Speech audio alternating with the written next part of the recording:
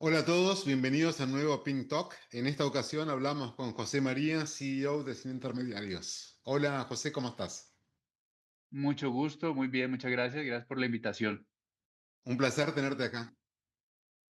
No, chévere, qué chévere que este espacio, poder compartir, ojalá sea de valor para quienes lo observen, futuros miembros de la comunidad Mr. Pink y presentes también, ojalá. Seguro que sí. ¿Por qué no empezamos, José, presentate, contá un poco tu historia y cómo llega a nacer a Sin Intermediarios? Por supuesto. Bueno, yo soy colombiano, caleño, tengo 35 años, llevo 18 años trabajando, llevo, no sé, 15 años en la industria de alimentos, desde importar hasta desarrollar productos terminados, emprendiendo en diferentes partes de la cadena logística. Tuve la fortuna de aprender de expertos en la materia y, y he tenido una influencia muy grande de, de democratizar, de corregir, de generar justicia. Eh, si bien mi experiencia nació con las materias primas, una primera startup importadora que llegó a ser importante a nivel de toneladas, tenemos 5.000 toneladas de producto al país, eso a mis 22 años. Eh, Cuando tuve la oportunidad de conocer fábricas como Bimbo, Kellogg's, Nutresa en Colombia, de las fábricas más grandes de alimentos, me di cuenta pues, de lo valioso que eran las marcas para los consumidores, pero empezó a surgir como una visión de lo lejanas que estaban de la realidad, ¿no? Cómo no había un objetivo de bienestar, cómo no conectaban la salud con lo que ofrecían y no lo volvieron una prioridad. Eh, Me propuse emprender marcas de consumidor final, eh, un par de emprendimientos previos a sin intermediarios de muchos aprendizajes con despliegue nacional en Colombia. José, perdón que te interrumpo ahí. Me quedé pensando, claro, son las marcas más tradicionales, ¿no? Donde realmente la alimentación Sí, tradicional tenía mucho más que ver con la practicidad, ¿no? O sí, tal vez de los padres o de prepararse para uno mismo, pero no tanto, había como una disociación entre la alimentación y lo que es salud, que eso es lo que cambió, creo, en los últimos, tal vez, 10 años y que la gente más joven, como tú y todos los que vienen atrás, por suerte, lo entienden mejor. ¿Compartís? sí, Ah, sí, no, total, total. Aplicaría aquí algo como la pirámide de Maslow, sí. donde es muy reciente que hayamos podido tecnificar la agricultura al punto de poder alimentar a todo el mundo, salvo pues obviamente las irregularidades, las asimetrías que hay en algunos lugares de mucha pobreza, pero si recuerdas bien, hubo una revolución verde en los 50 y en los 60 del siglo pasado, donde los fertilizantes y los agroquímicos permitieron que la agricultura se expandiera y ahí la comida, el paradigma era que la comida era una necesidad, ¿no? Era una necesidad Sí, de supervivencia. sí, hablas mucho de la Entonces, urea, fertilizantes de ese estilo, que también son derivados de la industria petroquímica, ¿no? Es uno absolutamente. de las externalidades positivas transitorias, si se quiere, que tuvo la industria petroquímica, que es que ayudó a alimentar al mundo, aumentando los rindes, pero bueno, sin el foco en todo lo que vos seguramente nos vas a contar.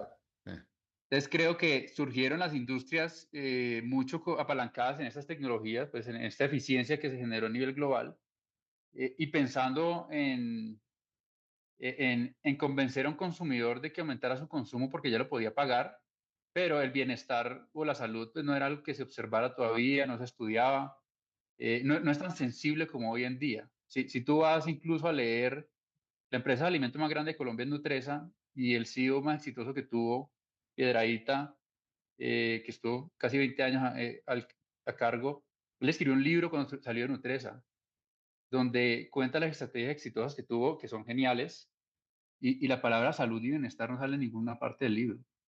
a eso voy, vos sabés que yo soy un gran creyente en el valor de las marcas y cuando los conocí, me adelanto un poco, pero ahora retomamos la historia. Yo siempre he visto intermediarios como una gran marca que responda a las necesidades de estos tiempos, porque ese ejecutivo y Nutresa y todas las marcas no salen de la nada, son una emergente social que tiene que ver con una Ujú. sociedad que en su momento no le daba importancia a todas estas cuestiones más sutiles de vivir bien, de longevidad, de equilibrio mente-cuerpo, que es todo lo que estamos hablando entre líneas nosotros, ¿no? No, absolutamente. Y un indicador de éxito de estas empresas, así como el de nosotros, debe ser cuántos años de vida le estás agregando, quitando a la población la que le estás llegando, ¿no? Hermoso Y KPI. esto debería ser crítico, ¿no? Sí, Porque ya se puede medir de muchas maneras. ¿Cuánta arteria estás tapando? ¿Cuánta obesidad estás generando? Todo eso se puede medir, ¿ya? Y ya sabemos la correlación directa que hay entre una cosa y la otra. Así que, pues sí, hacerse los ciegos hoy en día, pues ya sería una empresa desactualizada, yo creo. Si ustedes ven, si vemos, pues, por ejemplo, Nestlé, que es la empresa más grande del mundo, ellos ya cambiaron están cambiando su mindset completamente, van más adelante que muchas otras, eh, porque ellos ya saben que es algo evolutivo. O sea, el humano no se va a quedar consumiendo lo que es malo para ellos. O sea, la obesidad subió, es una epidemia, pues, que creció sí, muy rápido, pero asimismo el humano, pues, es resiliente y va a corregir esos hábitos negativos y los va a cambiar por hábitos positivos. Yo creo, pues, que dentro de eso se va a corregir en muchas marcas. Es, sí, buena pausa en lo que venía contando Hernán. Sí, sí, absolutamente, tiene un cambio muy grande en toda la industria de alimentos. sí, buenísimo. Entonces, ahora sí vamos. ¿Qué es sin intermediarios? Sí, entonces en esta carrera mía de buscar generar un impacto positivo con lo que había aprendido en la industria, eh, junto con mi equipo de co-founders, eh, pues llegamos a conclusiones muy sencillas donde nos dimos cuenta que en Colombia y en Latinoamérica el, el bienestar o los productos de consumo de bienestar, como los que nosotros comercializamos en ese momento, eh, eran un lujo, ¿no? Y nosotros por tradición pues somos países de bajo ingreso per cápita, Sí, de un bajo poder adquisitivo, donde todavía en muchos hogares se decide qué comida comer, ¿no? Si se desayuna o si se almuerza. Entonces vimos que había una gran discrepancia entre querer generar bienestar, pero no querer llegar a una población que de verdad la necesite y lo necesita urgentemente. Entonces, sí, sin intermediarios surge, observando este dolor tan grande, que de alguna manera todos lo sentimos, obviamente algunos más agudos que otros, pero es el sentimiento de escasez por falta de recursos. Eh, y pues como teníamos la experiencia de trabajar desde con proveedores en Estados Unidos, China, Argentina, diferentes países del mundo y entender cómo funcionan el coste de las materias primas, y teníamos la experiencia de desarrollar productos y de cómo se encarecían por la cadena de distribución. Un día estábamos yendo al gimnasio con el que fue en ese momento hoy es Ángel, inversionista de Sin Intermediarios, pero pues yo digo que fue fundamental para que tuviéramos esa idea, esa chispa para que surgiera. Duramos yendo juiciosos al gimnasio juntos, tomábamos proteína de la que nosotros comprábamos en bulto, y un día le dije, ve Camilo, esta proteína a nosotros nos vale 60.000 pesos al mes, 70.000 pesos colombianos, que hoy en día son $15, pero si alguien quiere comprarla en un Farmatodo, que es la tienda popular pues, de conveniencia en Colombia, le vale 200.000, 250.000 pesos, o sea, 3X, 4X, y el producto es el mismo.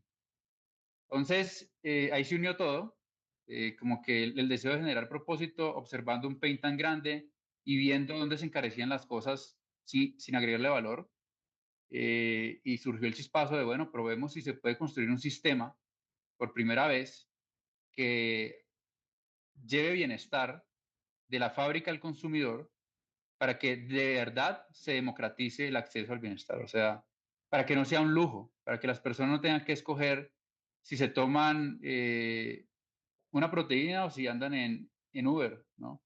O si se toman un colágeno o si montan en bus. O sea, aquí es una reflexión donde la realidad de nuestros países es esa, ¿no?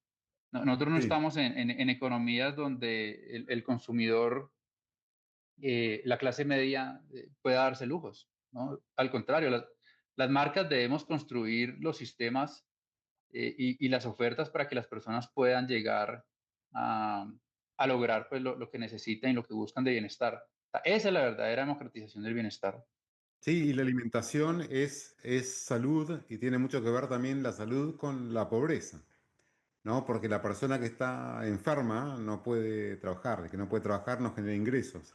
Y a veces, si en el largo plazo se ven estos impactos, incluso hablas de las proteínas, ¿sí? La proteína, bueno, es un producto muy deportivo que se utiliza para generar mayor masa muscular, ¿no? Que antes estaba visto como algo, como un lujo, ¿no? Y hoy es una de las indicaciones que se da a la gente de mediana edad y edad avanzada, porque el músculo es salud, es flexibilidad, es poder hacer actividades, puede significar poder trabajar, para la gente que hace trabajos más físicos, o simplemente poder levantarte de la cama, cocinar en tu casa o agarrar algo de una alacena. Y también está comprobadísimo los impactos que tiene en la salud mental, en la emoción, ¿sí? En la felicidad de la gente, el desarrollar actividades físicas. Y realmente, esto que tal vez para muchos de los que puedan estar viendo esto, que tengan 30 para abajo, sea una novedad. Porque mi hijo tiene 13 y le aparecen TikToks de gente hablando de proteína y demás. Yo tengo 46. Yo cuando era adolescente no sabía lo que era proteína. Y si había, era un producto importado, tal vez que venía de Alemania, como una cosa muy rara, que con un markup ni siquiera 3X, como estás diciendo acá, tal vez era 50X, porque era como una excentricidad. Y eso es un poco lo que vos dijiste, esto todo el mundo debiera conocer, y estamos hablando de proteína como ejemplo, pero hay un montón de productos más y entiendo que va a haber muchos más. Pero eso sin intermediarios, ¿no? Eso es, sí, básicamente, tal, lo has dicho, Hernán. Eh, hay muchos productos que no tienen evidencia, pero la proteína y el consumo de proteína, otros suplementos como la creatina, que hoy en día es tan estudiada, si vamos a ver el consenso científico es que solamente se encuentran cosas positivas cada vez más y con gran soporte científico. Sí, o sea, nosotros lo que hacemos es buscar productos que ya son comercializados, pero que son un lujo, que son muy costosos, y desaparecemos, o sea, una marca tradicional, el ejemplo de Alemania, tiene la proteína de Alemania, la importa a alguien y esa empresa pues margina y luego llega y se lo vende a un distribuidor, ese distribuidor a una tienda y esa tienda tiene que cobrar un margen. Entonces, lo que costaba X termina costando 3X. Y entre medio lo que hace es acortar esa cadena, desaparecer todo este sobrecosto, esta ineficiencia para un mismo producto. Y por supuesto nos apalancamos mucho en lo que es la evidencia. En este momento tenemos el portafolio de nutrición deportiva, que es proteínas, creatina, aminoácidos, colágeno, eh, pero por supuesto no nos vamos a limitar a eso, ¿no? Estamos pensados para crecer en general en bienestar, ¿no? Es mucho más. Contanos tal vez un poco de la visión de marcas sin intermediarios, de cómo es parte de la estrategia de esta unimarca de alguna manera y cómo se conecta con la eliminación de intermediarios, cómo te ves creciendo. Sé que estamos todavía en etapas tempranas, pero también sé, porque es lo que me encantó cuando te conocí la primera vez, que tenés una visión muy clara, ¿sí? Muy clara de dónde querés llevar la empresa. Gracias, Hernán. Eh, a ver, es algo que tiene que suceder, ¿no? Como que si nos ponemos a imaginar el futuro, en el futuro la salud es es un derecho, es de acceso universal.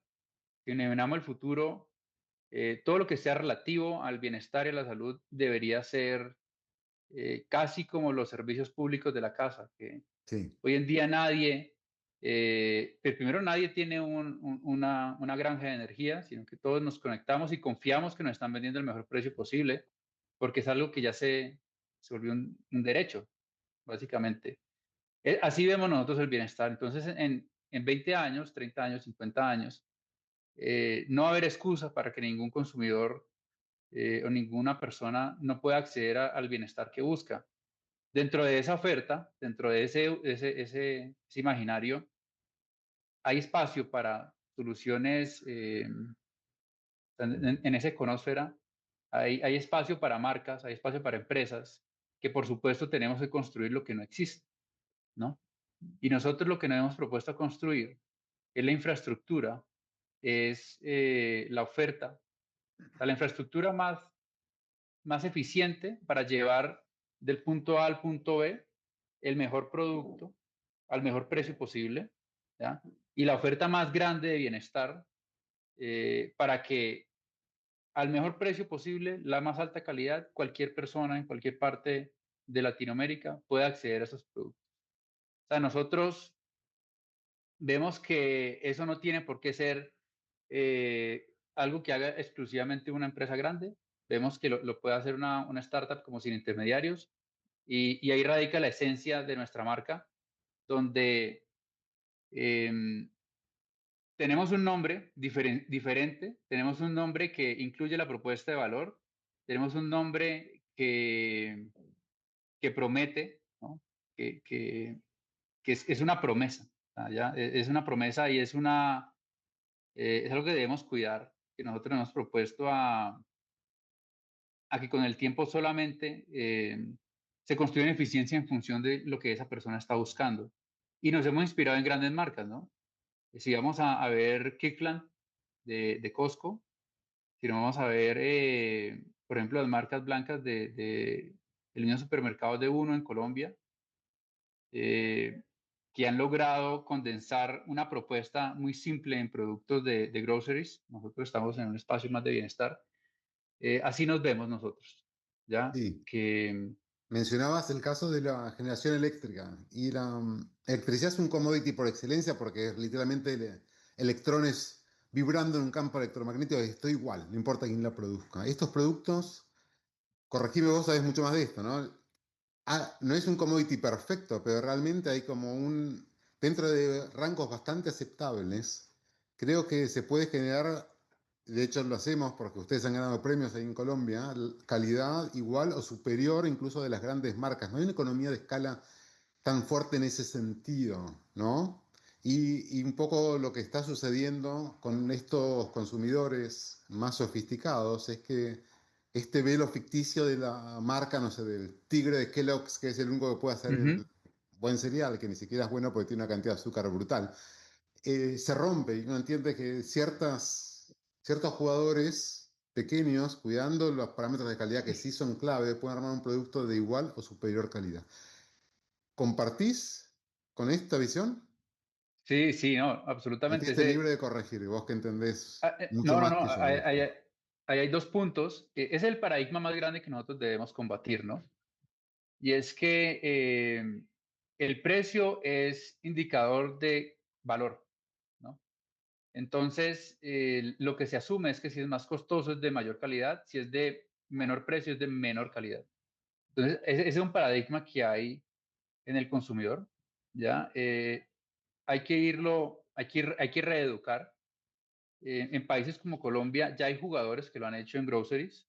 Hoy en día el jugador número uno, el supermercado número uno, es, es un, es un jugador que cambió este paradigma, que llegó a ofrecer, hoy vende queso holandés, queso Gouda, queso Emmental, etcétera, a un precio ridículo de lo bajo, y la calidad ya no se cuestiona, o sea, pero lo que se demoraron 15 años en cambiar este paradigma, llegar al punto que llegaron hoy, pero sí, de acuerdo, o sea, hay que cambiar, hay que reeducar, y Es, esa reeducación, eh, ¿sabes?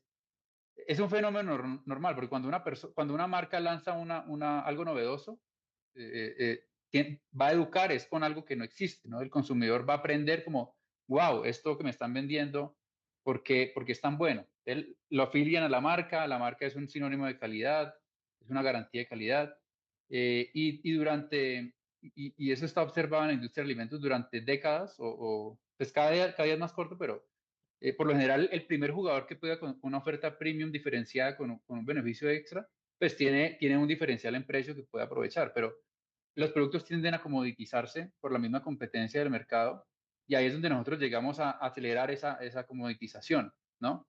Donde realmente el ingrediente crítico, Pareto, lo fabrica la misma fábrica en Estados Unidos o la misma fábrica en China o la misma fábrica en Canadá, donde sea que esté, y Sí, compararnos entre marcas uno a uno en especificaciones, no, pues estamos muy cerca, ¿ya? Estamos casi igual, nos diferencia el sabor, nos diferencia con lo que nos queramos diferenciar dependiendo de cómo hayamos entendido al consumidor en ese momento.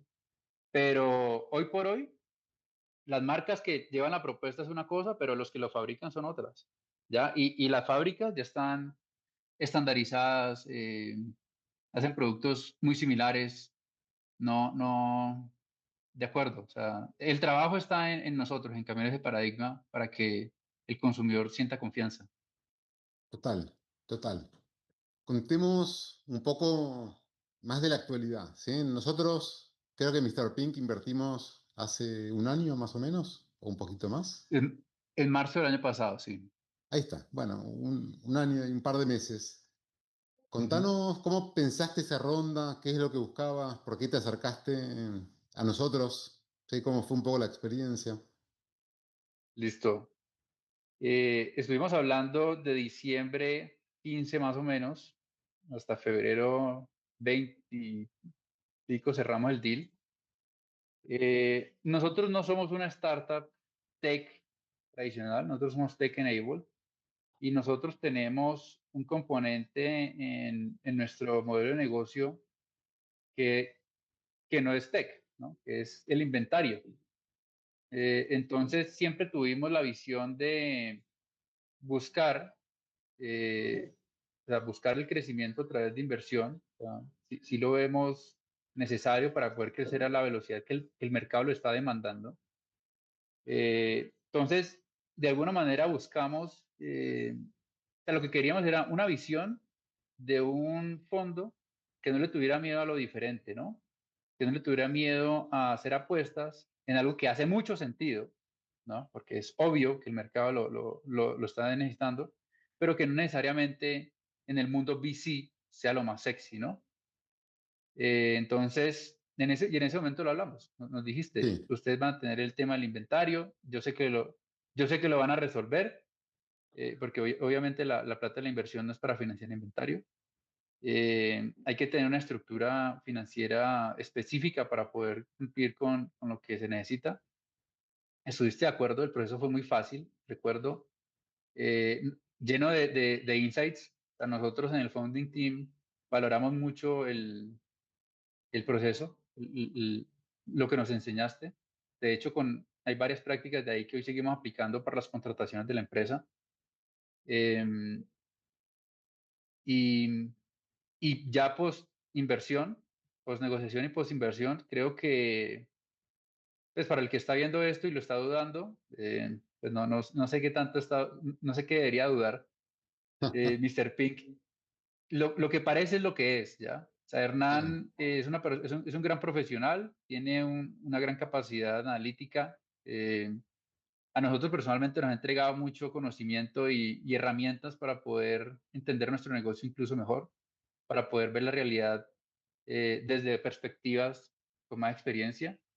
Y por supuesto, pues algo que sí queríamos y que estábamos buscando era acceder a un fondo que nos abriera puertas eh, por fuera de Colombia o en Colombia o fuera. Y se ha logrado, creo yo. Mr. Pink nos ha bien. ayudado con eso. Muy contentos, muy recomendado al que No lo sé esté si viste, pensando. hace poquito publiqué un artículo sobre LTV, que es muy similar a lo que hicimos en esas primeras reuniones con ustedes. Porque es cierto, pero justamente tu propuesta de valor es que el secreto no está en la máquina que hace esto, las maquilas son las mismas que usan todos. El tema es cómo uno maneja ese Ujú. canal para maximizar ese lifetime value.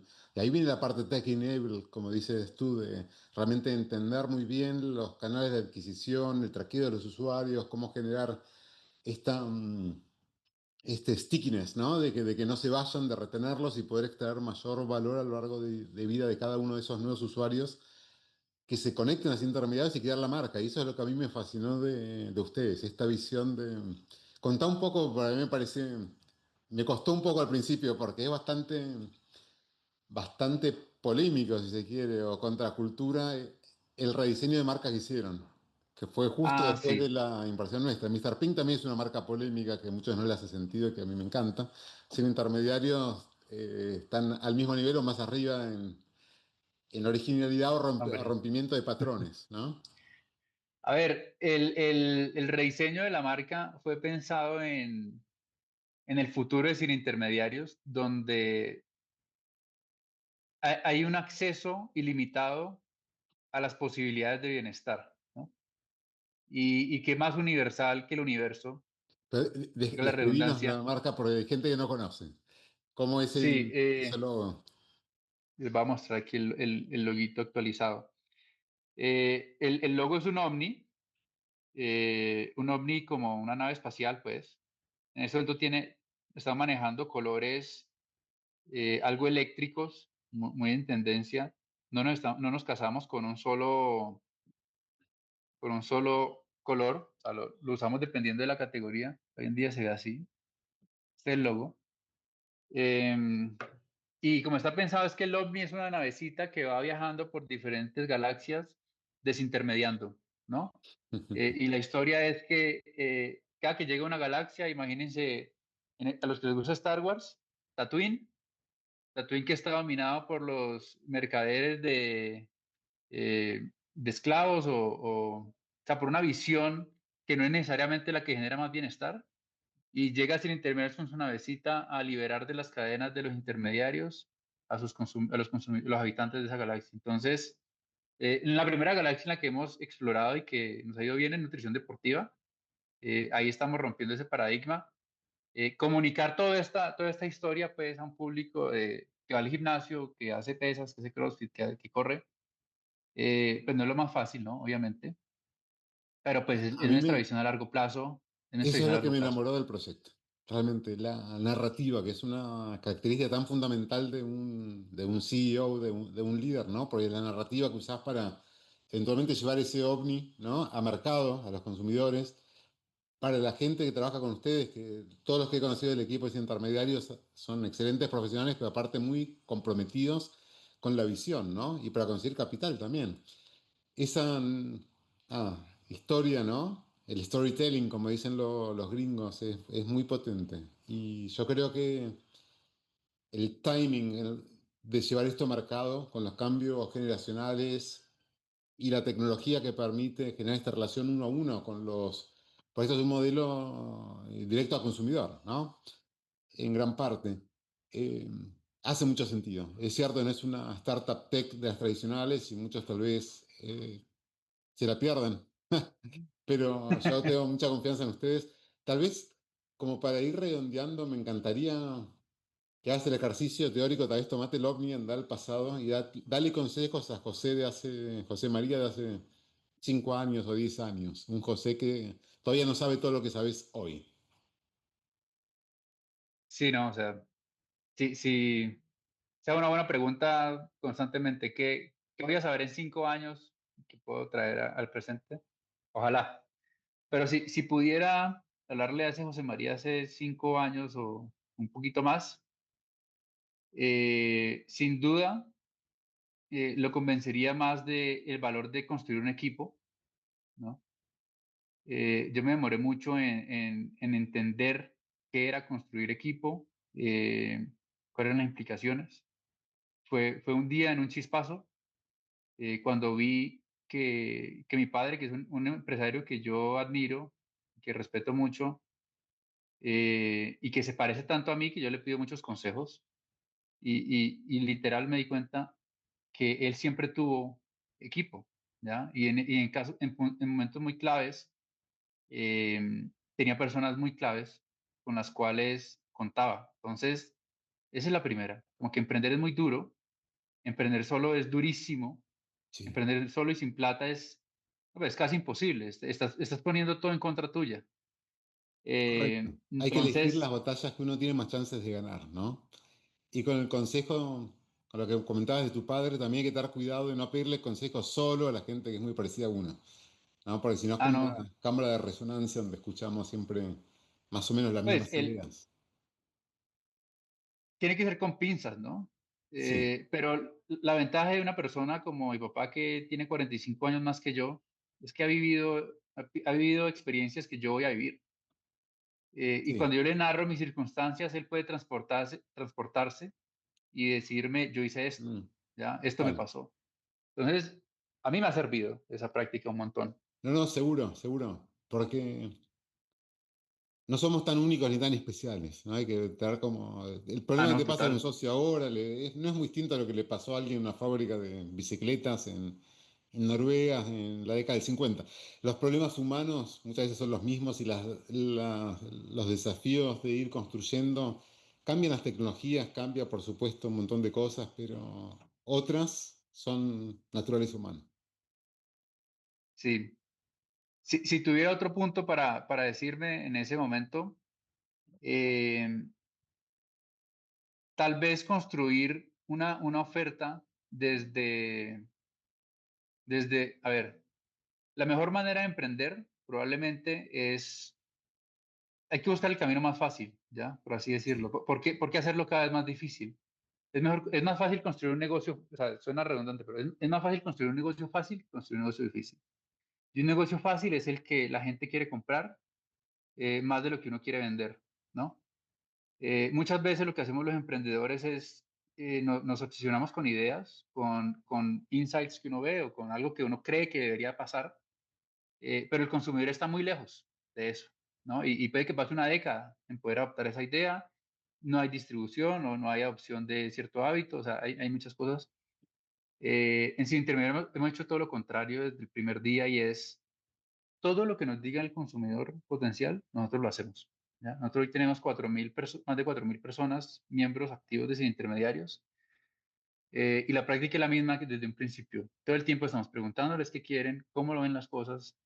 Cada día construimos mejores sistemas para aprender de ellos, porque es que el camino ya está ahí. ¿No? Ellos tienen, si uno reúne a las 4.000 personas y saca su conciencia, ellos ya saben, ellos ya tienen adentro qué es lo que nosotros debemos hacer. ¿Ya? Es diferente a las ideas que a uno le puedan ocurrir, que sean buenísimas, pero si ya tengo 4.000 personas que me lo están validando, porque voy a buscar por ahí de pronto otras 4.000 que son más difíciles de comunicar, más difíciles de conseguir, más costosos, con hábitos eh, más rígidos? O sea, definitivamente esa seguir la segunda parte y hay que emprender buscando una solución real para un consumidor real, no enamorándose pues uno de las ideas que uno puede tener, Sí, la pienso yo. validación viene del mercado, básicamente. ¿No? El mercado un segmento, por supuesto, no es que uno va a hacer un producto para todo el mundo a la vez, más cuando es una startup, pero hay que buscar sin ningún nicho, ningún pedacito de mercado quiere tu producto tal cual está definido, el que tiene un problema es tu producto, ¿no? Entonces hay que tener esa humildad de pivotear. Buenísimo. Bueno, Total. si te queda un consejo más, pobre José, no, estaría bueno que uno pudiera ir al futuro a preguntar. Desgraciadamente la vida no funciona así, por lo menos hasta Sí. lo No por que ahora, el no entendimiento por de la ahora. física, ¿no? moderna permite. Ajá, Y tú tampoco puedes ir para atrás, pero ojalá esto no será para José, pero será para otros emprendedores y emprendedoras que se pueden beneficiar, que pueden tener menos edad o no, porque la sabiduría no viene con las canas, desgraciadamente, si no sería todo bastante fácil. Uno buscaría una persona 30 50 años mayor que uno, le preguntaría cosas y tendría todo resuelto. Esto no funciona así. Pero, ¿qué más podés ofrecerle a ver a estos otros emprendedores que pueden estar mirando? sí, algo que veo mucho que pasa, pues entre emprendedores uno se apoya, ¿no? Sí, Entonces, así como uno le escribe a un emprendedor que uno admira y que está en otro stage de facturación o de penetración o de construcción de marca, y uno le pide consejos, igualmente a nosotros nos pasa que nos piden consejos, también me piden consejos en mi red. Eh, y algo que veo mucho en muchos emprendedores, que a pesar de pedir el consejo, ¿ya? Cuando pasan a la ejecución, se vuelve súper lento ese consejo, ¿no?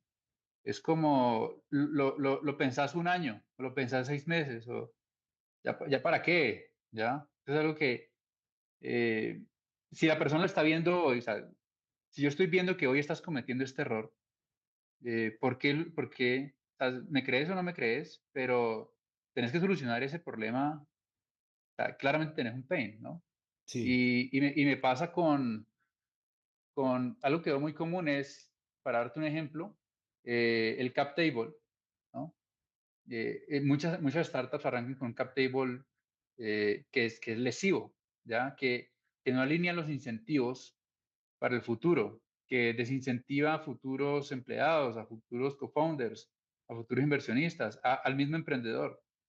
Eh, y estas son cosas que son súper delicadas. Entonces, eh, muchas veces termina uno viendo emprendedores, porque yo también estuve ahí, pues, o sea, poniéndose la camiseta, sudándolo, teniéndolo como algo propio, eh, pero realmente no ha cuidado la propiedad de lo que es su startup, ¿ya?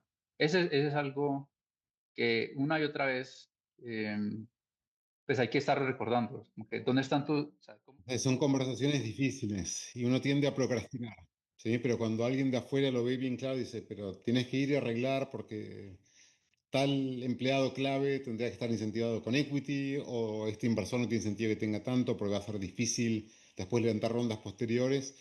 Hay que atacar esos temas con urgencia. así es, En el largo plazo se vuelve más difícil. sí. Y en, Pero en bueno, línea con eso pasa, por ejemplo, y nosotros también pecamos de eso, ¿no? Pero somos autocríticos, o sea, internamente tenemos ese proceso de revisión y es que en ese mismo afán de querer vender, muchas veces estamos regalando el trabajo o lo que ofrecemos, lo vendemos muy barato. Y eso pasa en muchas startups, ¿no? Donde, sobre todo en alimentos, que es donde yo más he estado, si vas a construir una marca que depende de canales de terceros, el margen bruto mínimo debe ser el 65%. Ya está estudiado. Ojalá el 70%. Y si vos ves una marca que tiene un margen del 45%, le va a quedar, no exagero, 2 veces, 3 veces más difícil que una marca que tiene el 70% de margen bruto. sí. Y el margen es oxígeno, ¿no? Y sí, o sea, es algo que una y otra vez veo que hay que recomendar. Ve, subir precios, así vendas menos, pero vas a tener te vas a organizar distinto, vas a poder crecer mejor, porque nuevamente, o sea, Te voy a vender sin tomar plata la es muy idea duro. para escribir un artículo, un pink letter sobre pricing, que definitivamente es uno de los errores más comunes que se ven en emprendedores. Es, es un temón. José María, buenísimo, un placer tenerte acá. Te agradezco un montón por tu tiempo y bueno, nos estamos viendo pronto, espero. Por Colombia o por Uruguay. Perfecto, Saludos a gracias todos. Hernán, cuídate.